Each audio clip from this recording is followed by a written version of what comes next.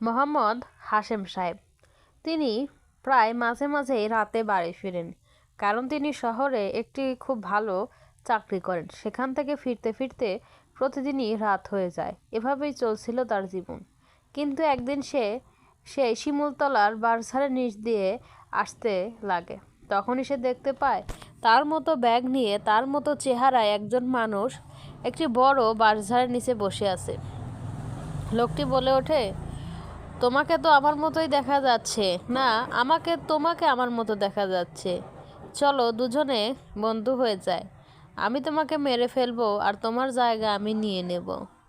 তারপর রফিক সাহেব বুদ্ধি করে একটি মোমবাতি ধরান, একটি আগুনের শিখা ধরান।